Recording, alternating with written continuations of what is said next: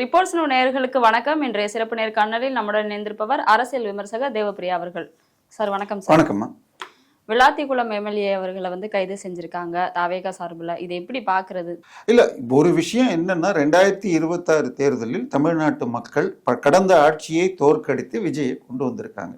சரி, விஜய் கட்சிக்கு எல்லா இடத்துலையும் ஆட்கள் இருந்தாங்களோ இல்லையோ, பட் 234 தொகுதியிலையும் போட்டி போட்டாங்க. ஒரே ஒரு தொகுதியில் சுயேட்சைக்கு ஆதரவு கொடுத்தாங்க. எடப்பாடியில் மாத்திரம் அவங்க எம்எல்ஏக்கு சரியான பண்ணலன்ட்டு.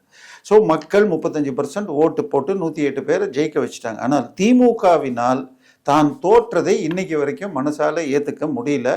அதுலேயும் தோத்ததுல யார் யார் தோத்தாங்கன்னு பார்த்தால் முதலமைச்சர் ஸ்டாலின் முதலாக 15 அமைச்சர்கள் தோத்தாங்க. இதுல இன்னொன்னையும் பார்க்கணும். அந்த 15 அமைச்சர்கள் அதிமுகலேருந்து வந்ததுல ஒருத்தர் தான் தோத்தாரு.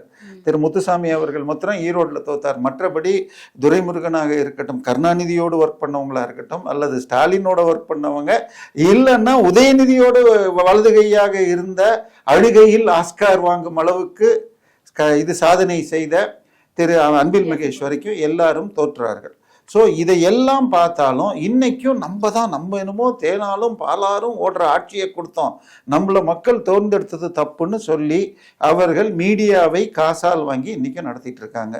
ஸோ அப்படி கூட்டம் போடுறப்ப திமுக என்னைக்குமே மேடை நாகரிகத்தோடு பேசியதில்லை. அது ஈரோட்டு ராமசாமியா இருக்கட்டும், அண்ணாதுரையாக இருக்கட்டும், கருணாநிதியா இருக்கட்டும், ஸ்டாலினாக இருக்கட்டும். கருணாநிதிட்ட கேள்வி கேட்குறாங்க. அவரு மத்தியில் கூட்டணி இருக்கிறப்ப, ஐயா பெட்ரோல் விலையை ஏற்றிட்டாங்களே, என்ன பண்ணுறது, நீங்கள் கண்டிப்பீங்களா, வா நான் நீயும் கொளுத்திக்கலாமான்னு கேட்டார். பதவி வந்தால் அவர் மகனுக்கு, மனைவிக்கு, அக்கா மகனுக்கு சீட்டு, ஆனால் போராட்டணும் தீ கொளுத்திக்கணும்னா தமிழர்கள். இப்படி தான் அவங்க நடந்துகிட்டு இருக்காங்க. சட்டசபையில் மாண்பற்ற வரையில் எதிர்கட்சி தலைவியை பேசினதெல்லாம் ஏற்கனவே ரெக்கார்ட் ஆகி. இவர் என்ன பேசினார் அந்த விளாத்திக்குளம் எம்எல்ஏ? வன்முறையை தூண்டும் அளவுல பேசியிருக்காங்க. வன்முறையை தூண்டுறதில்லை, அவ்வளவு கீழ்த்தரமாக ஒருமையில் முதலமைச்சரை பேசி சட்டசபைக்குள்ள எலும்பை எண்ணி எடுத்துருவேன்.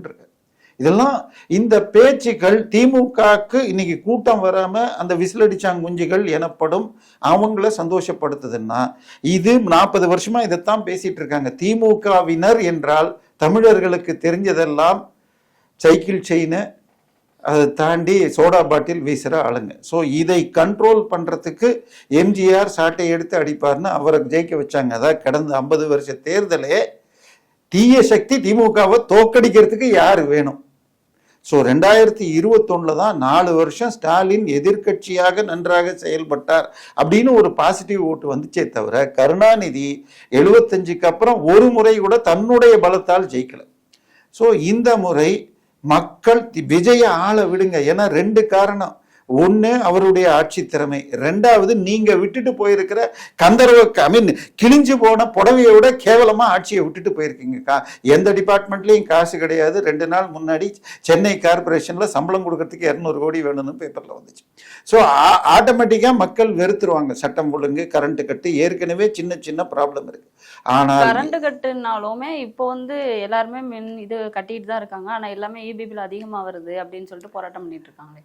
சரிம்மா, இபி பில்லு ஏறுறதுக்கு எப்பல இருந்து ஆரம்பிச்சதுன்னு சொன்னால் திமுக காலத்துல இருந்து தான். முன்னாடி கம்மியா தான் கட்டணும், இப்ப அதிகமா கட்டுற மாதிரி இல்லம்மா. 2021 வரைக்கும் நான் சிங்கிள் பெட்ரூம், டபுள் பெட்ரூம் சாதாரண வீட்டுக்கு 750 ரூபா கட்டினது இப்ப 2750 ரூபாய்க்கு வந்திருக்கு. இந்த முறை இன்னும் ஏற்றிருக்காங்க. இந்த ஸ்லாபை மாத்துறதுங்கிறது தப்பு. கேட்டா ஏத்தல, தப்பா போட்டிருக்காங்கன்னு சொல்லியிருக்காங்க.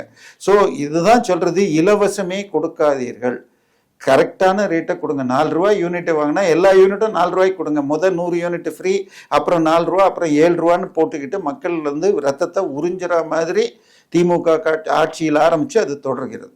ஸோ இந்த மணிகண்டன் பேசியது தவறு. இன்னும் ஒரே ஒரு விஷயம், ஒருத்தர் பேசினதுக்கு, ஃபேஸ்புக்கில் போஸ்ட் போட்டதுக்கு, எக்ஸ் தளத்தில் போட்டதுக்கெல்லாம் கைது செய்தால் தமிழ்நாட்டில் ஜெயிலே பெரிய ப்ராப்ளம் போயிட்டு இருக்குது. ஆனா முதலமைச்சர் விஜய் அவர்கள் ஒரு மியூட் மோட்ல போயிட்டு இருக்காரு. ஒன்னே ஒன்று புரிஞ்சுக்கங்க, ஸ்டாலின் எத்தனை முறை உட்காந்து இதுக்கு போனாரு, 68 பேர் செத்து போன மார்த்தாண்டத்துக்கு, இதுக்கு போனாரு. அதுக்கு முன்னாடி 20 பேர் செத்து போன மார்த்தாண்டத்துக்கும் போல, பின்னாடி கள்ளக்குறிச்சிக்கும் போல. அது எல்லாத்துக்கும் மாற்றம்னு சொல்லிட்டு தானே வந்தாரு. இல்ல, நான் சொல்றது முதலமைச்சர் போக வேண்டாமா, செய்ய வேண்டியது செஞ்சா ரைட்டு. உதாரணமாக கன்னியாகுமரியில் போலீஸ் காவலில் அடிக்கப்பட்டு ஒருவர் இறந்த பொழுது 3 போலீஸ் இது பண்ணி 9 பேர் பண்ணியிருக்காங்க. ஸ்டெப் எடுத்தா ரைட்டு. ஆனால் இது தொடரக்கூடாது. அது நடந்து அடுத்த நாள் இதுல வந்து உள்ளுக்குள்ள ஒரு சிறை கைதி கொல்லப்பட்டார்னு வருது நம்ம புழல்ல. ஸோ இது எல்லாமே அதான் சொல்றேனே, ஆட்சி என்பது திமுக விட்டுட்டு போயிருக்கிற நிலைமையிலேருந்து எடுத்து பிக்கப் பண்ணும். முதல்ல இவங்களுக்கு ஆட்சி பண்றதுன்னா தெரியுதா? இன்னைக்கு காலையில தான் ஆகஸ்ட் 5ஆம் தேதி பட்ஜெட்னு சொல்லியிருக்காங்க. இடைக்கால பட்ஜெட்னு கடைசி ஆட்சி போடுறது அதிகபட்சம் 90 நாளைக்கு தான் வேலிடு. நம்ம தான் அதுக்கு பேர் இடைக்கால பட்ஜெட்ன்றோம். அக்கௌண்ட் ரெக்கார்டு படி அது vote on account. April May June மாத சம்பளங்களை கொடுக்கறதுக்காக கணக்கு பாஸ் பண்றது. ஆனா ஜூன் போய் ஜூலை வந்துருச்சு. பக்கத்துல இருக்கிற கேரளால ஜூன் 18 பாஸ் பண்ணி முடிச்சாச்சு. இங்க ஜூலை முடிஞ்சும் ஆகஸ்ட்ல தான் இது பண்ண போறாங்க. ஸோ ஆட்சியை பிடிச்சிக்கல. இது வரைக்கும் 3 தடவை ரொட்டேஷன் அடிச்சு தினம் IAS IPSன்னு மாத்திட்டு இருக்காங்க. சரி, கைதுகள் தவறு, ஆனால் இனிமேல் அவர் பேசக்கூடாதுன்னு வழக்கு போட்டு 15 நாள்ல தண்டனை வாங்கி தரலாம். ஏன்னா அவர் பேசின வீடியோ இருக்கு. இப்ப அவர் மாத்த போறதில்ல, வெளியில போய் எந்த எவிடன்ஸையும் அளிக்க போறதில்ல. ஸோ தண்டனையை உடனே வாங்கி தரணும். இது வெறும் கைதுகள் மிரட்டலுக்கு தான் போகுமே தவிர கைதுகள் தவிர்த்திருக்கணும். பட் திமுக வழியில் தாவேகாவும் போகிற திமுக ஆட்சியில எத்தனை பேரை கைது பண்ணாங்க? மாரிதாஸ், கிஷோர் கே சாமி, SG சூர்யா, இன்னும் பலர் லிஸ்ட் போயிட்டே இருக்கு. அதுக்கப்புறம் ஈவன் நம்ம இது மூத்த வழக்கறிஞர் 71 வயதுல வரதராஜன் அவர்கள் உட்பட எல்லாரையும் கைது பண்ணாங்க. ஸோ இந்த கைதுகள் பேச்சுக்காக கைதுங்கிறது நிற்கணும். பட் அந்த சைடு பேசுறது மக்களுக்கு கூறி இவர்கள் எவ்வளவு கீழ்த்தரமானவர்கள், ஈவேரா போன்றவர்கள், அண்ணாதுரை போன்றவர்கள், கருணாநிதி போல சாக்கடைத்தனமாக பேசுபவர்கள் திமுகவினர் என்று போகணும். பட் தாவேகாவும் அந்த மாதிரி போகுதான்னு பயமா இருக்கு. இப்போ வந்து தாவேகா எம்எல்ஏல விலைக்கு வாங்குற குதிரைபேல வழக்கில் வந்து 4.5 கோடி பறிமுதல் செஞ்சிருக்காங்க அப்படின்னு சொல்லிட்டு சொல்லியிருக்காங்க. அது பின்னணி என்னது? இல்ல, முதலில் அதாவது ஜூன் 22 விஜய் பிறந்த நாள் அன்னைக்கே 10 தாவேகா எம்எல்ஏக்களை விலைக்கு வாங்கி அந்த ஆட்சியை கலைக்கணும் என்று உதயநிதி ட்ரை பண்ணார்னு நம்ம சேனல்லையே நம்ம முன்னாடி சொன்னோம். அதன் பிறகாக அது தெரிஞ்ச உடனேயே அதுக்கு 2 நாள் முன்னாடி 19ஆம் தேதியே திரு செந்தில் பாலாஜியுடைய தம்பியை தேடிட்டு போனோம்னா அவங்க கொஞ்சம் ஸ்லோ ஆனாங்க. ஆனாலும் தன்னை கண்டுபிடிச்சிட்டாங்கன்னு நினைக்காம அவங்க இதை ட்ரை பண்ண இவங்க விட்டாங்க. மெட்ராஸ்ல ECRல ஒரு ரெஸ்டாரண்ட்ல கூடிக்கிட்டு, கிண்டியில ஒரு ஹோட்டல்ல 7 நாள் 5 ஸ்டார் ஹோட்டல்ல 7 நாளைக்கு ரூம் போட்டுக்கிட்டு இவங்களெல்லாம் கூட்டிட்டு வாங்கன்னு சொல்லி லயோலா காலேஜ் முன்னாள் மாணவர்கள் தேர்தல் கணிப்புன்னு நடத்துகிற IPDS திருநாவுக்கரசு அவரோட ஒரு டீமை வச்சுக்கிட்டு ட்ரை பண்ணியிருக்காங்க. அவங்க டார்கெட் குறைஞ்சபட்சம் 15லேருந்து 25 எம்எல்ஏக்களை பிடிச்சிட்டு அவர்கள் ராஜினாமா பண்ணிட்டாங்கன்னா இந்த ஆட்சி மெஜாரிட்டி போயிடும். திமுக வருதோ இல்லையோ இந்த ஆட்சி போகணும். ஏன்னா இவங்க இருந்தா ஈஸியாக எல்லா வழக்குலையும் FIR போட்டுருவாங்க. ஏற்கனவே KN நேரு 23 கோடி ரூபா பேங்க் கடன் கட்டலங்கிறது அவர் தம்பி கம்பெனிக்கு போனப்போ 3 கேஸ் வந்துச்சு. 1 கேஷ் ஃபார் ஜாம், 2 லட்சம் பேர் எக்ஸாம் எழுதுனால 25-35 லட்சம் ரூபா வாங்கி 2500 பேருக்கு வேலை கொடுத்தாங்க. அதுக்கு இப்போ FIR போட்டிருக்காங்க. ஆனால் அவங்க இன்னும் ஸ்டேல வச்சிருக்காங்க. இன்னொன்று, அந்த பேரை கேட்டாலே உதறாங்க திமுக. என்ன வார்த்தை அது? Party fund. ஸோ இப்போ இது 1084 கோடியோ என்னமோ பல்வேறு உள்ளாட்சி துறையில் பல்வேறு கார்பரேஷன் டெண்டர். ஐயா, இந்த டெண்டருக்கு இந்த கம்பெனி இவ்வளவு பர்சன்டேஜ் பார்ட்டி ஃபண்டு கொடுத்துட்டாங்க. அடுத்த மாதம் இந்த டெண்டரை இந்த கம்பெனிக்கு கொடுத்துருங்கன்னு கிட்டத்தட்ட 20க்கும் மேலே 3 IAS அதிகாரிகள், 4 IPS அதிகாரிகள், 2 MLAக்கள் உட்பட பலர் போட்ட அவங்க அனுப்பிச்ச வாட்ஸ்அப்பு எந்த பேங்க்ல எப்படி பணம் கட்டினாங்க, அது எப்படி ஹவாலால வெளிநாட்டுக்கு போச்சுங்கிற மாதிரி ரெக்கார்டு எடுத்திருக்காங்க. அதுலேயும் அந்த EDயுடைய லெட்டர்ல என்ன இருக்கு? They have deposited amount in party fund managed by MK Stalin and Udhayanidhi Stalin.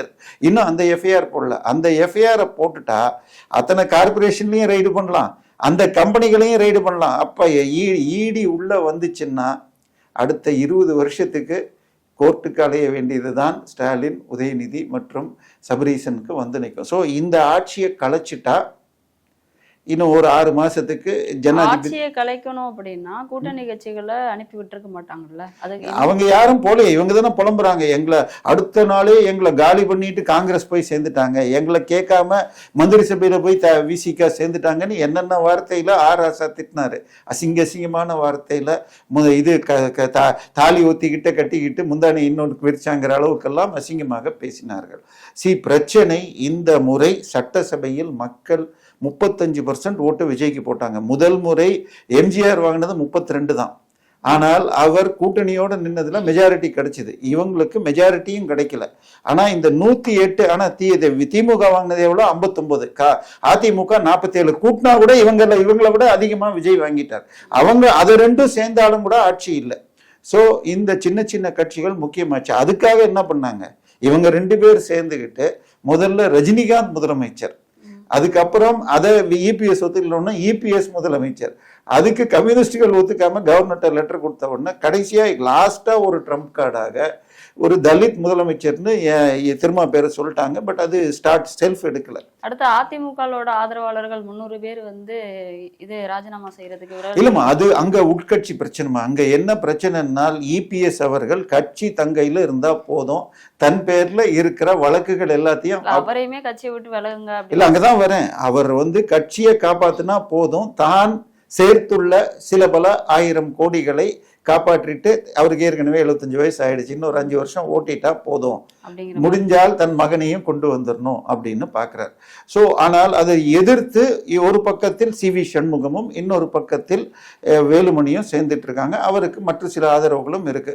So அவங்க என்ன சொல்றாங்க, மீண்டும் ஒரு கூட்டு தலைமை. இப்ப என்ன ஆயிடுச்சு, பெருமளவில் அவங்க ஜெயிச்சிருக்கிறது வட தமிழகத்துல வன்னியர்கோட்டை, கொஞ்சம் சேலம், தருமபுரி இந்த மாதிரி ஏரியால. ஸோ தமிழ்நாடு ஃபுல்லா ஜெயிச்சிட்டு இருந்த ஒரு கட்சியை இன்னைக்கு 121 சீட்ல 3ஆம் இடத்துக்கு போய் 36 சீட்ல டெபாசிட் போற அளவுக்கு போயிடுச்சு. ஸோ இது வன்னியர் கவுண்டர் கட்சிங்கிற மாதிரி ஆயிடுச்சு. இதை உடைக்கிறதுக்கு கூட்டு தலைமைன்னு வச்சு இது பண்ணணும். அதனால முழுமையாக பொதுச் செயலாளர்னு ஒரு சர்வாதிகார போஸ்ட்ல இருக்கிறத விட்டுட்டு கூட்டு தலைமை கொண்டு வரணும்னு முயற்சி பண்றாங்க. என்ன ஆச்சுன்னா 2021 கூட்டு தலைமைன்னு ஒருங்கிணைப்பாளர், இணை ஒருங்கிணைப்பாளர்னு வச்சிருந்தப்ப அதை மாற்றப்ப பொதுச் செயலாளரை மாற்றணும்னா 10 தலைமைச் செயலாளர்கள் வழிமொழியனும், முன்மொழியனும் 10 தலைமைச் மாவட்ட செயலாளர்கள் வழிமொழியனும் இருக்காங்க. ஆனால் பொதுச் செயலாளர் நினைச்சா எந்த மாவட்ட செயலாளரையும் மாற்றலாம். ஸோ இவர் வேணுங்கிற மாதிரி செய்யறார். இது அதிமுகவுடைய பலம் என்பதே இரட்டை இலை மற்றும் எம்ஜிஆர் மற்றும் ஜெயலலிதா பேர். அதை எல்லாத்தையும் மறைக்கிற அளவுக்கு இன்னைக்கு இளைஞர்கள் ஓட்டு போய் 50 வயசுக்கு மேல இருக்கிறவங்க தான் போடுறாங்க. திமுகக்கும் சரி அதிமுகக்கும் சரி, யாரும் இவர்களால் தமிழ்நாட்டுக்கு எந்த பிரயோஜனமும் இல்லைன்னு தூக்கி போட வச்சுட்டாங்க. ஏன்னால் மோடி ஆட்சி வந்த பிறகு மக்களுக்கு நல்லது செய்யறாங்க. 25 கோடி மக்களை மோடி அடித்தட்டு ஏழ்மையிலிருந்து தூக்கி இருக்காரு. அப்படி இருக்கிறப்ப இவங்க எதுவும் செய்யாம அவர் திட்டத்துக்கு ஸ்டிக்கர் ஒட்டிக்கிட்டு மீடியா வச்சு ஓட்டினாங்க. ஸோ இப்போ தாவேகா ஆட்சியை கலைச்சிட்டா தங்கள் வழக்கிலிருந்து தப்பிக்கலான்னு தெளிவாக திட்டம் போட்டு பண்ணியிருக்காங்க. இதுல ஐபிடிஎஸ் திருநாவுக்கரசுக்கும் 4 பெரிய ஊடகத்துல, ஏன்னா இப்ப உங்களுக்கும் எனக்கும் பல கட்சி பேரை தெரியும், ஏன்னா நம்ம பல பேரை கூப்பிட்டு இன்டர்வியூ பண்றோம்.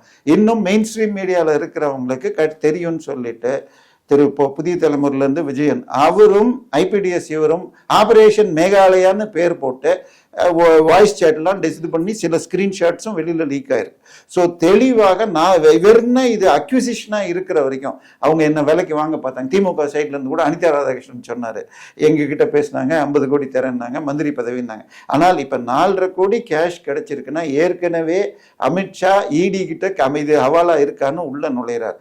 அமித்ஷா இன்னொரு திட்டம் போடுறாரு. ஒரு பக்கம் திமுக இதுல சிக்கிடுச்சுன்னா இப்போ பாராளுமன்றத்தில் டீலிமிட்டேஷன் பில்லையும் பெண்கள் ரிசர்வேஷன் பில்லையும் பாஸ் பண்ணணும்னு பாக்குறாரு. சோ அதற்கு 3/2 பங்கு எம்பிக்கள் ஆதரவு தேவை. அதற்கு திமுகவோட ஆதரவு தேவைப்படுது. அல்ல, அதுக்கு திமுக வழக்கு வந்துச்சுன்னா பயந்துருவாங்க. ஏற்கனவே கருணாநிதி குப்பரை அடிச்சு கவுந்து விழுந்தார். சர்க்காரியா கமிஷன் வழக்க வாபஸ் வாங்கினா போதும்னு 1980 தேர்தல்ல திமுக 112 சீட்லையும் காங்கிரஸ் 117 சீட்லையும் நினைச்சு கூட்டணியில பாதிக்கும் கீழே திமுக. அந்த அளவுக்கு காலில் விழுந்து என்ன சர்க்காரியா கமிஷன் வழக்கிலிருந்து காப்பாத்துங்கன்னு எம்ஜிஆர் ஆட்சியை கலைச்சிட்டு நின்று தோற்கடித்தார்கள் மக்கள். அதனால கேஸ்களை பலப்படுத்துறாங்க. அதே மாதிரி தாவேகாவின் தரப்பிலும் குதிரை பேரம் செய்து அமமுக முதல்ல காமராஜர் மற்றும் சில பேரையும் அதையும் சேர்த்து வச்சுக்கிறாங்க. 2 பேரையும் பண்ணணும். சென்ட்ரலை பொறுத்த வரைக்கும் இந்த ஆட்சி மக்கள் ஆட்சி ஆதரவோட வந்திருக்கு. இவர்களாக கெட்ட பேர் வாங்கிட்டு விடுறாங்க. ஆனா திமுக விநாச காலம் விபரீத புத்தின்னு சொல்லிட்டு இதையோ செஞ்சு மக்கள்கிட்ட இருக்கு கொஞ்சம் நெஞ்ச ஆதரவையும் குறைச்சிக்கிறாங்க. வருங்காலம் தான் சொல்லும். இப்போ நாடாளுமன்ற கூட்டத்தொடர்ல வந்து சிஜேபி போராட்டம் பண்ணாங்க. ஸோ அதை நோக்கி போனதுனால ஒரு அதிரடி தாக்கம் வந்து நேற்று நடந்திருக்கு. அதை எப்படி பாக்குறது? இல்ல கடந்த ஒரு 7-8 வருஷமா நீங்க பாத்தீங்கன்னா நாடாளுமன்றம் தொடங்குறதுக்கு முன்னாடி 1 நாள் 2 நாள் முன்னாடி வெளிநாட்டுல இருந்து ஏதாவது ஒரு செய்தி வரும், இல்ல புதுசா ஏதாவது சொல்லுவாங்க, ரஃபேல்ல ஏதோ ஒரு கம்பெனி நான் இது கொடுத்ததாக வரும், இல்ல அதானி பற்றி செய்தி வரும், இல்லைன்னா எதிர்கட்சிகள் தலைவர்களுடைய பத்திரிகையாளருடைய மொபைல் எல்லாம் இவங்க வந்து உளவு பார்க்குறாங்க, இந்த மாதிரி செய்தி வரும். அதை எடுத்து பேசலாம் வாங்கன்னா, உதாரணமாக மொபைல்ல பெகாசஸ்னு ஒரு இஸ்ரேல் சாஃப்ட்வேர் வச்சாங்க. ஐயா எழுதிய இந்து பத்திரிகையின் இயன்றாம ராகுல் காந்தி உங்க போனை கொடுங்க ஐயா, நாங்க செக் பண்றோம், இருந்தா சொல்றோம்னா அவர்கள் 10க்கு 9 பேர் கொடுக்கல, ராகுலும் என்றாமும் கொடுக்கல, கொடுத்த ஒரு ரொட்டியும் இல்லை. ஸோ இந்த செய்திகள் எல்லாம் பாராளுமன்றத்தில் எந்த ஒரு டிபேட்டும் இல்லாம வெளிநடப்பு பத்திரிகையில செய்தி வரணும்னு பண்ணிட்டு இருக்காங்க. இப்ப நீங்க சொன்ன இந்த விஷயம் நீட் தேர்வை ஒரு அடிப்படையாக வைத்துக்கொண்டு காக்ரோச் ஜனதா பார்ட்டி கரப்பாம்பூச்சிங்க, அவங்க நிஜமாவே கரப்பாம்பூச்சிங்க தானா? எந்த பிரயோஜனமா? நீட்டுங்கிறது மெடிக்கல் எக்ஸாம்ங்கிறது இந்தியாவில் மொத்தம் 1.5 லட்சம் பேர் படிக்கிறதுமா. இந்தியாவுடைய பாப்புலேஷன் 145 கோடி, அதில் 1.5 லட்சங்கிறது 10,000 பேருக்கு ஒருத்தர் கூட கிடையாது.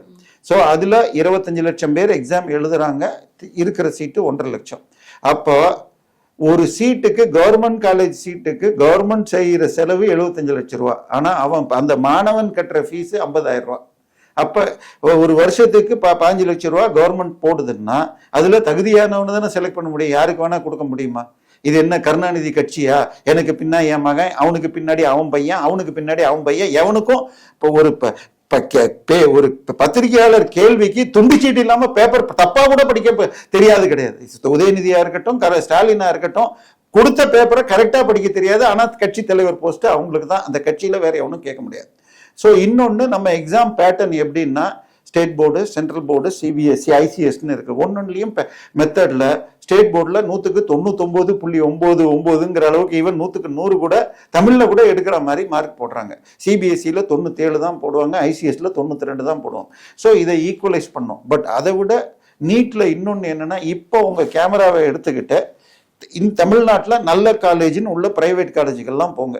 இன்ஜினியரிங்ல விஐடியா இருக்கட்டும், எஸ்எஸ்என்னா இருக்கட்டும், சத்யபாமா, எஸ்ஆர்எம், எல்லாத்தையும் 10க்கு 7 மாணவர்கள் தமிழர் அல்லாதவர்களாக இருக்கிறாங்க. ஆனால் நீட் கண்டிஷன் 100க்கு 85 பேர் தமிழ்நாட்டை சேர்ந்து தமிழ்நாட்டில் 6லேருந்து 12 படித்தவங்கள தான் சேர்க்கணும். ஸோ தமிழக மாணவர்களுக்கு கிடைக்குது. அதுலேயும் இந்த வருஷம் 2 நாள் முன்னாடி புதுசாக 850 சீட் எக்ஸ்ட்ரா பண்ணியிருக்காங்க. இதையும் சேர்த்து தமிழ்நாட்டில் கவர்மெண்ட் காலேஜில் 5400 சீட் இருக்கு. 50,000 ரூபா இருந்தால் நானும் நீங்களும் நம்ம வீட்டு குழந்தைங்க படிக்கலான்னு ஆசைப்படலாம். இதை தாண்டி மீதமுள்ள 15% சீட்டு அகில இந்திய கோட்டால இன்னொரு 12,000 சீட்டு வருது. ஸோ ஏழைகள், நடுத்தர வர்க்கம் மெடிக்கல் சேர்றதுக்கு நீட் தேவை. ஆனால் நீங்கள் காலேஜ் வச்சிருக்கீங்க, 1.5 கோடி ரூபா ஃபீஸ் கட்டுறதுக்கு நீட்டு பாஸ் பண்ண மாட்டேன்றான் அப்படின்னு புலம்புனா கார்பரேட்டுக்காக செய்கிறாங்க. ஆனால் இந்த வருஷம் பேப்பர் லீக் ஆகி 25 லட்சம் பேர் திருப்பி எழுத வேண்டிச்சு. நம்மளாம் என்ன பண்ணுவோம், எக்ஸாம் முடிஞ்சா பேப்பர் புக்கை தூக்கி போட்டு ஜாலியா இருக்கோங்கிறப்ப அந்த தேர்வு எழுதுறவன் இன்னும் 1 வாரம் 10 நாள் தேர்வு வரைக்கும் படிச்சிருப்பான். அது முடிஞ்சிட்டு 1 வாரம் கழிச்சு லீக் ஆச்சு திருப்பினா நிச்சயமா கஷ்டம். லீக் ஆனது தவறு. ஆனால் அதற்கு போராட்டமோ இதுவோ விடிவு கிடையாது. சரியான சிஸ்டத்தை கொண்டு வந்து, போன வருஷமே லீக் ஆச்சுன்னாங்க, ஆனால் சுப்ரீம் கோர்ட் தானாக மானிட்டர் பண்ணி லீக் இல்லை நாங்க. பட் இந்த வருஷம் ஆகி வச்சிருக்காங்க. இப்ப அந்த போராட்டம் பண்றவன ஐயா கல்வி அமைச்சரை மாத்தணும், வேற யாராவது சொல்லுங்கன்னா எங்க ஆளையே போடுங்க. அவர் என்ன படிச்சிருக்காரு தெரியாது, இவர் என்ன படிச்சிருக்காரு தெரியாது. ஸோ எதையோ ஒரு இன்னொன்னு, அந்த போராட்டத்துல என்னென்ன கூச்சல்கள், வெறும் கல்வித்துறையோ நீட்டை பத்தி இல்லை. இந்தியா காஷ்மீருக்கு திருப்பி ஆர்டிகல் 370 நீக்கணும், பிராமணர்கள் ஒழிக, பிஜேபி ஒழிக, இந்த மாதிரி எல்லாம் உளர்றதுக்கு. ஸோ இது வெளிநாட்டு அந்நிய சக்திகள். இந்தியா சுற்றி பக்கத்தில் என்னென்ன நாடுகள் இருக்கு, பங்களாதேஷ், நேபாளம், இலங்கை, இங்கெல்லாம் இது மூலம் ஜனநாயக ரீதியில் தேர்தலில் வெற்றி பெற்ற ஆட்சியை மாற்றி வேற ஆளை கொண்டு வந்தாங்க. இலங்கையில் ஓரளவுக்கு சமாளிச்சுட்டு போறாரு. அங்க பங்களாதேஷ்ல இருக்கிற பிரச்சனையை தாங்க முடியாம முஸ்லிம் அடிப்படைவாதத்தை கொண்டு வராங்க. இப்ப இலங்கை சீனா கிட்ட போய் சரண்டர் ஆயிருக்காங்க. நேபாளில் இப்ப ஜெயிச்சிருக்கிறவர் வேணான்னு திருப்பி அவரை எடுத்து ஜென்சி வருது. வேற இந்தியாவை பொறுத்த வரைக்கும் நிலையாக ஒரு ஆட்சி கொண்டு போறதை உடைக்க பார்க்குறாங்க. இதன் பின்னால் அமெரிக்காவை சேர்ந்த டீப் ஸ்டேட் ஜார்ஜ் சொரோஸ் இருக்காங்க. இது போல ஒரு முயற்சி 2018 பீமா கோரேகாங்கிற இடத்துல உட்கார்ந்து தலித் நிகழ்ச்சி ஆண்டு நிகழ்ச்சின்னு சொல்லிட்டு அதுல இடதுசாரிகள் பூந்து மோடியை கொலை செய்வதற்கு திட்டமிட்டார்கள்னு சொல்லி பாதிரியார் ஸ்டேன்ஸ் உட்பட பல முக்கிய இடதுசாரி நக்சல்கள் கைதாகி இன்னைக்கும் ஜெயிலில் சில பேர் இருக்காங்க. ஸ்டேன்ஸ் இறந்துட்டார். ஸோ இது இந்தியாவை சிலை குறைக்க பிரதம மந்திரி உள்துறை அமைச்சர் கொலை செய்வர் அளவுக்கு இவங்க திட்டம் போடுறாங்க. ஸோ நேற்றைய தினம் அதுல வாங்சூக் என லடாக்கை சேர்ந்தவர் இருந்தார். அவர் உண்ணாவிரதத்துல இருந்தார். சரி, அவர் உண்ணாவிரதத்துல 9.5 கிலோ இறங்கி இருக்காருன்னு சொல்லிட்டு அவரை இது கோர்ட் மூலமாக மருத்துவமனையில போய் ட்ரீட்மெண்ட் கொடுக்குறாங்க. ஆனா கூட இருக்கிறவங்க எல்லாம் பிஸ்ஸா பீஃப்னு சாப்பிட்றாங்கன்னு வீடியோ வருது. ஸோ இப்ப நேற்றைய தினம் பாராளுமன்றத்தை போனப்ப அந்த கூட்டத்துல அதிகபட்சம் சப்ளை 250 400 சாப்பாடு தான் வந்திருக்கு. ஆனால் நேற்றுக்கு எங்க இருந்தோ ஒரு 5000 பேர் வந்துட்டாங்க. நல்ல வேளையாக போலீஸும் ஈக்குவலாக வச்சிருந்தாங்க. 5000 பேர் செஞ்ச போராட்டத்தை என்னமோ இந்தியாவே குலுங்கியதுன்னு மீடியா பரப்பிட்டு இருக்கு. ஆனாலும் உளவுத்துறை இதை தடுக்கிறதுக்கு ஃபெயில்யூர் ஆயிடுச்சு. சரி, இந்த அமைதி போராட்டங்கிற பேர்ல ஒரு இடத்த அடைச்சிக்கிட்டு செய்யறத தடுக்கணும்னு பல முறை உச்சநீதிமன்றம் சொல்லியிருக்கு. அதாவது நீங்க போராட்டம் பண்ணணும்னா காலையில 8 மணிக்கு வாங்க, சாயந்தரம் 7 மணிக்கு அந்த இடத்த விட்டு போயிடணும். என் வீட்டு பக்கத்துல தான் மெரினால நடந்துச்சு. நான் ரோடுக்கு இந்த பக்கத்துல இருந்து அந்த பக்கம் போறதுக்குள்ள என் கையில ஒரு தண்ணி பாட்டில், கொஞ்சம் தூரம் போனா பிஸ்கெட் பாக்கெட்டு, இந்த பக்கம் போனா ஒரு கூல் ட்ரிங்க்ஸு, அதுக்கப்புறம் ஒரு ஸ்நாக்ஸ் பாக்கெட், இதுக்கெல்லாம் யார் காசு கொடுக்குறாங்க? ஸோ வெளிநாட்டு சக்திகள், இன்னும் சொல்ல போனால் மெரினா புரட்சின்னு ஒரு டாக்குமெண்ட்ரி வந்த பொழுது அதன் ரிலீஸ்ல திரும்ப சொல்றாரு, படகோரம் சில 100 காண்டம்கள் தினமும் எடுத்து போடப்பட்டதுன்னு. ஜமாத்தும் சர்ச்சு சார்ந்த மாவோயிஸ்டுகளும் தான் நடத்தினாங்க. அப்ப எதுக்கு இந்த காண்டம்ஸ் அங்க வந்ததுன்னு யோசிங்க. இதன் பின்னால் மாபெரும் சதி இருக்கிறது. ஸோ மோடி அரசு இந்த அளவுக்கு போய் கட்டுப்படுத்தி இருக்காங்க.